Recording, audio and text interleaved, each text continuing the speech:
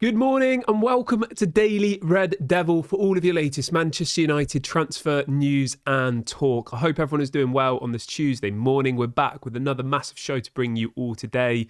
But before we get into that, please do me a small favour. Hit a like on the video. Let's try and see 500 likes on today's show. And if this is your first time watching, don't forget to subscribe. Bottom right hand corner. We're on the road to 40,000 subscribers, so make sure you go and do that right now. So let's get straight on into it then. We've got lots to talk about. We're going to be talking about Dalot. We're going to be talking a little bit more about INEOS. We're going to be talking about, will there be a new director of football? Lots and lots of conversation to be had. But let's start off with the big topic of the day, and that's the director of football. So we all obviously know that Dan Ashworth has been sacked. Let's be honest, that's what it is. You know, they're making out that it was by mutual consent, but all of the stories that have come out since the news was announced, I think it was on, was it Monday morning? Sunday morning it was, that it was announced, is all pointing towards the fact that apparently he was sacked. They decided they didn't need him. They didn't like the way that, you know, he was suggesting things. He wanted supposedly an English manager in the summer. He didn't want Ruben Amorim. You know, there's all these stories coming out, and I don't know, like, maybe it was the right thing to do. You know, you don't really want somebody around the camp who doesn't want that manager, who didn't want certain players. Apparently he wanted to get Branthwaite instead of Lenny Yoro, like, etc., right? So apparently they didn't exactly align with, you know, the project and with the plans for the project. So maybe it was the right decision. I just think the thing that confuses me with the whole Dan Ashworth situation is you spend 6 months negotiating with Newcastle, right? 6 months negotiating with Newcastle, gardening leave, you pay Newcastle 3 million in compensation, all of this stuff. They clearly didn't do their due diligence before, did they? Did they not talk to him about what kind of players he wanted to sign? Did they not talk to him about, you know, if Erik ten Hag was to be sacked, what kind of managers he'd be looking at? Like, surely they'd have had these conversations before now. That's the bit that I don't really get my head around. And if they didn't, then that just shows how, you know, incompetent the people who brought him in were. So anyway, let's not focus too much on Dan Ashworth now, because that's done. Hopefully it turns out to be the right decision, but, you know, time will tell. But the story that broke this morning, which is, I'm going to be honest, completely blown my mind today, is that apparently this is coming out from a very reliable source here in the UK. And they're saying that apparently INEOS have decided that they will not be appointing a new sporting director. That's what's being reported this morning. So there's going to be no new sporting director. They're just going to use who they have. So it'll be Omar Barada, Jason Wilcox. What's the other guy's name who used to work for... Oh, my brain's not fully working today. Let's have a look. Manchester United senior team. Obviously, there's Omar Barada. You've got Dan Ashworth. You've got Darren Fletcher. Is it something Vivell or something? My brain's not fully working yet. But yeah, so the story this morning is suggesting that there will be no new director of football and Manchester United will just use what they have.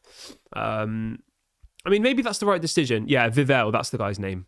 You know, maybe it is the correct decision. Christopher Vivell. You know, maybe they don't need a director of football, but I just think to put this story out there this morning and effectively to be saying, oh, we don't need a director of football. Like, we've got Omar Barada, who's the CEO. We've got Dan Ashworth. We don't have Dan Ashworth. We've got Jason Wilcox, who is the technical director, I believe. We've got Dave Brailsford, who's come from cycling. It doesn't really make much sense to me, but you know, my understanding was that this Christopher Vivell guy would be the new director of football, but apparently not. But in all fairness, I mean, his role, right? So if you go on Transfer Market, it says Christopher Vivell's role at Manchester United is Director of Professional Football and Scout. I mean, isn't that just the Director of Football? So, you know, maybe there was too many people. Maybe INEOS over-employed and they had too many people doing the same jobs. I mean, that sounds like the most likely situation here. And obviously the headline's going to be INEOS not to appoint a new director of football, right? And everyone's going to be like, what the hell? This is a joke. Why don't we have a director of football? But when you actually look at it, which we're doing now today, so I've obviously just discovered here that Christopher Vivell, who obviously is already at Manchester United, his official job role is Director of Professional Football and Scout. And that was his job role before Dan Ashworth got sacked. So that probably is what's happened. They probably just realised that they don't really need Dan Ashworth. And especially, if Dan Ashworth didn't want... he didn't want Ruben Amorim, he didn't want certain players that they signed in the summer and all the rest of it, that's probably why. But overall, as some people are saying in the chat, the whole situation has been laughable. It's a joke. And I think the thing that's annoyed most Man United fans is the fact that the communication is still really bad. The fact that Manchester United put out a statement saying that Dan Ashworth had left, and it was only about 10 words. It just said that Dan Ashworth has left, and that was it. And every Man United fan is now scratching their heads, the amount of the amount of conspiracies you've now got circulating, the amount of rumours that you've got circulating, people suggesting that he's fallen out with Ruben Amorim, people suggesting that him and Jim Ratcliffe have fallen out. And I think it would just be way easier if INEOS, in a confrontational way, just put out the truth and just said it wasn't working with Dan Ashworth, our visions didn't align, and we decided to part ways. I mean, imagine if they said that, people would be like, fair enough, I completely agree, let's move on. But instead, because they've been all secretive about it, us as Man United fans are now sat here like, what the hell's going on? This is a mess, so it is a bit frustrating. But so just to be clear, there will not be a new director of football as such, but yeah, they're scrapping that whole sporting director, and they'll just have Christopher Vivell as the director of football. I don't know. I'm going to be honest. Like, I did think in the summer that we maybe had too many people. When you go through the list of all the people that we employed, it was ridiculous. It was Dan Ashworth, Omar Barada, Jason Wilcox, Christopher Vivell, Sir Dave Brailsford, Jean-Claude Blanc. There's probably some others I've forgotten about. We employed like 6 or 7 senior leadership teams, right?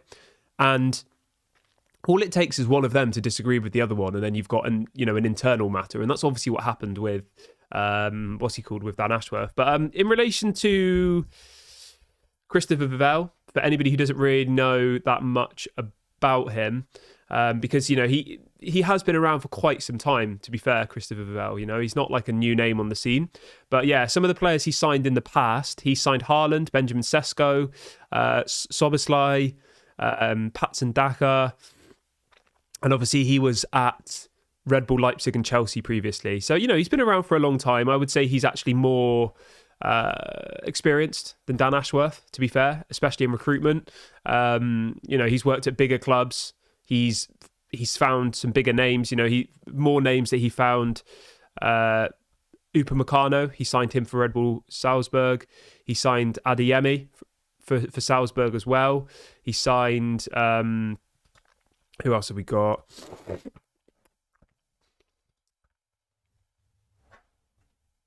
But yeah, you get the general idea. Like he's identified some really good players over the last kind of 2 or 3 years at the various clubs that he's worked at.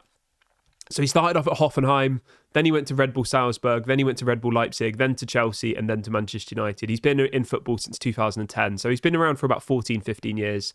He's still very young as well. He's only 37 years of age. So, you know what? If this is what INEOS thinks the right decision, then you know what? I'll back it, whatever. Just get on with it. I'm not going to be sitting here screaming at the camera. I don't think it's going to get us anywhere. Let's hope that Christopher Vivell knows what he's doing, and let's hope that he brings in some good players, because January, for me, we have to sign people and we have to sell people as well. It's a transfer window. It's there to be used. We've just got a new manager. We're 13th in the Premier League. We're not currently in the automatic qualification places for the Europa League. We've got Arsenal away and Tottenham away in the FA Cup and the League Cup. So, I mean, at the moment, right, we're staring down the barrel of, and this isn't being negative, this is being realistic, okay? We play Arsenal in the FA Cup. We're probably going to lose, aren't we? Realistically, let's be honest. That's only in a couple of weeks. And we play Tottenham in the League Cup away. I think we'll probably lose against Tottenham as well. I know Tottenham are like a 50-50 team. They'll either absolutely batter us or we'll batter them. But still, like, the point I'm making is we are in a pretty sticky situation. Usually we have a cup competition to hold on to, but by January we could be out of the League Cup, out of the FA Cup easily. because we've got two very difficult fixtures. To play Arsenal away from home in the third round of the FA Cup, that is pretty much as hard as it gets, isn't it? Apart from Liverpool at the moment. So we've got probably the worst draw in the whole of the FA Cup. And the point I'm making here is, right, this window we need to use.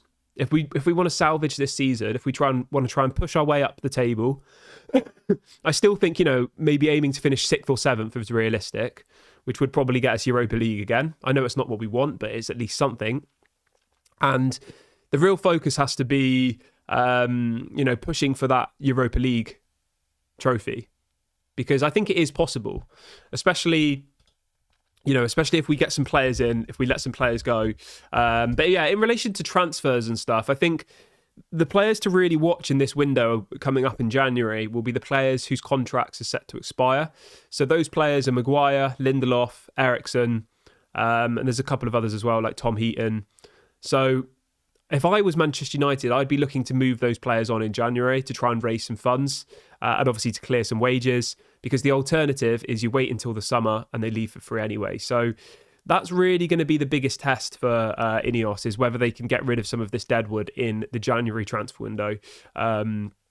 And I know most Man United fans will be like absolutely desperate for us to get rid of some of the, the higher earners, the Rashfords, the Casemiros, people like Luke Shaw, these players who, let's be honest, aren't really contributing at the moment or haven't been for a long time. Luke Shaw hasn't contributed in years.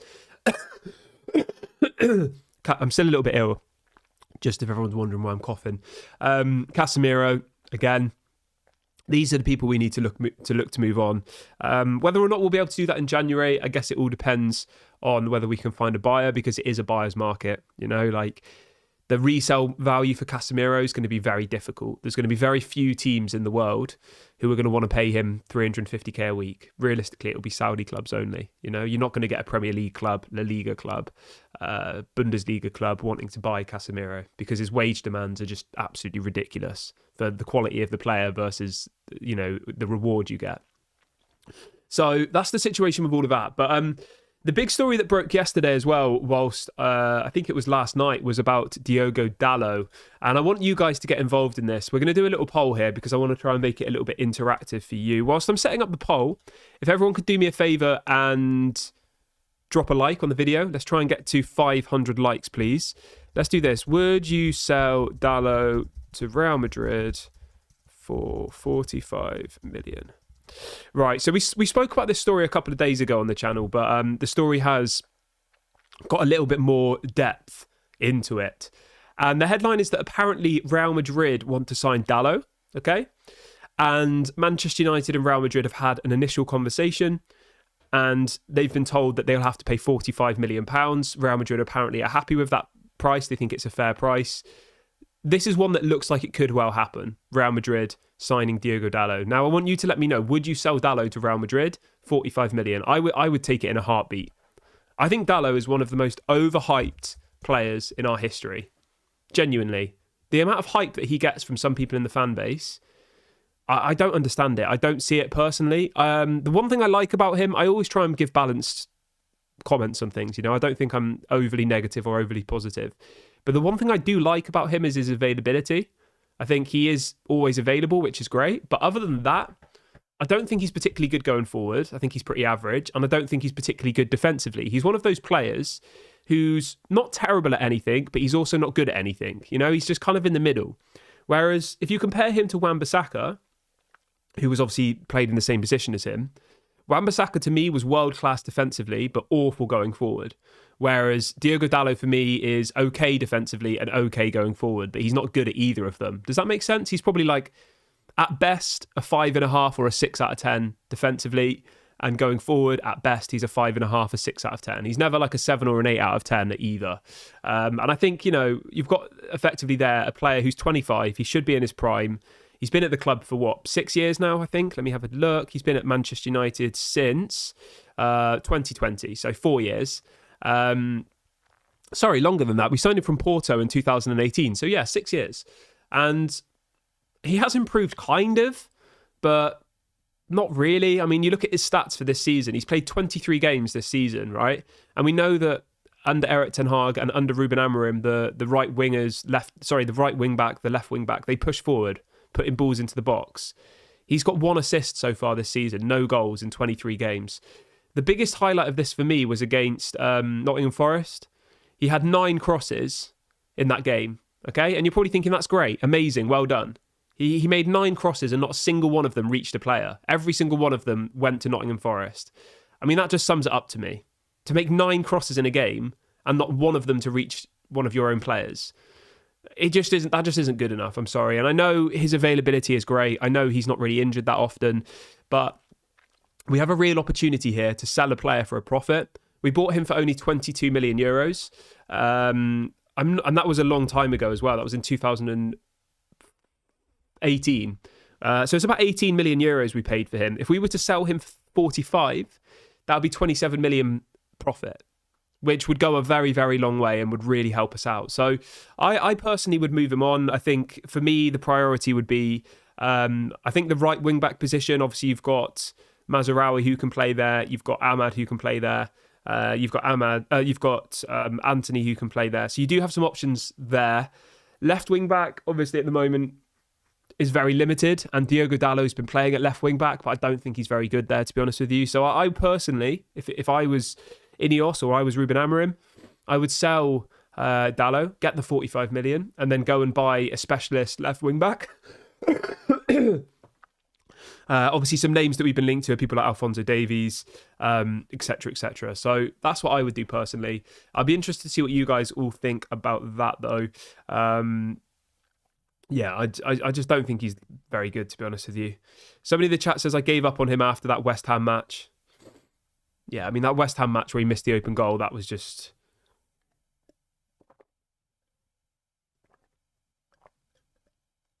I mean, the fact of the matter is, right, we're in a really sticky situation financially, and if someone's willing to pay 45 million for a player who I think is average, and that would mean us doubling our money versus what we paid for him, I think you have to do it. I don't really think there's even a conversation to be had.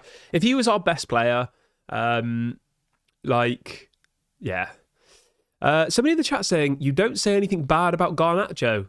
My friend, you clearly don't watch the channel. I literally slag Garnacho off.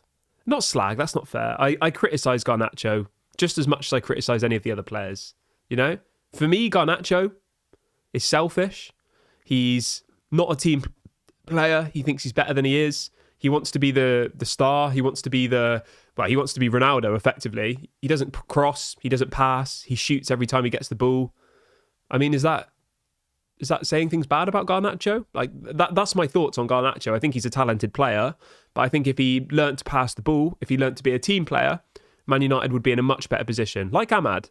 Ahmad's first thought is, can I bring others into the game? And that's why we've all grown to love him so much, because 1, he has talent, which Garnacho does as well, but 2, he is a team player. And that's what Manchester United need at the moment. They need a team. We don't need individuals who think they're better than they are. I mean, at the end of the day, you're sat 13th in the Premier League. You're in the bottom half of the Premier League. You've just lost against Nottingham Forest at home for the first time in 30 years. Like, you're not who you think you are. It's as simple as that. And I'd say that to any of those players, even to your favourite player, to, I don't know, whoever it might be, Martinez, to Rasmus Højlund. Like, at the end of the day, they're all playing for a team who are in the bottom half of the Premier League. They're playing for a team who finished 8th in the Premier League last season, a team who got beaten 3-0 at home against Bournemouth last season. That is their level. You're not superstars. You're average. And that's why you are where we are. It's not Erik ten Hag's fault. It's not Ruben Amorim's fault. It's not, is it? We can't just keep blaming the managers. It's clear to see. All you have to do is just look. It's clear to see what the problem is, and it's the players.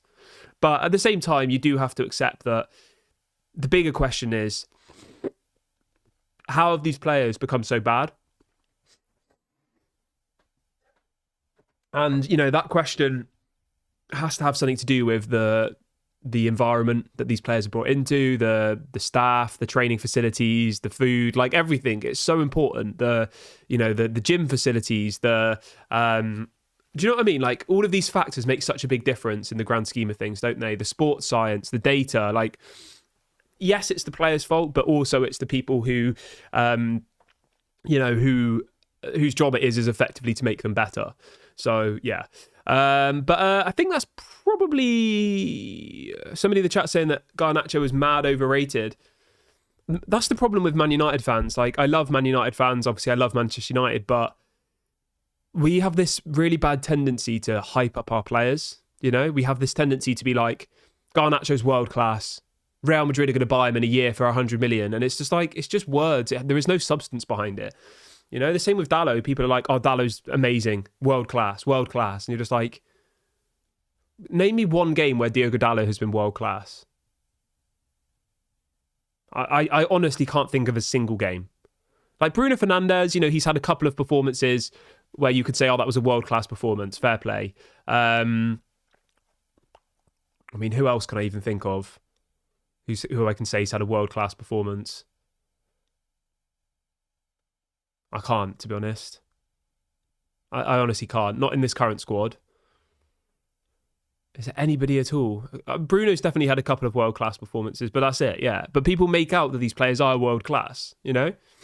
So, yeah. But anyway, I'm going to wrap the video up here, guys. It feels like a good time to end today's show. Thank you very much for watching. I will be back tomorrow as normal. Don't forget to drop a like before you leave. Subscribe to the channel if you are new.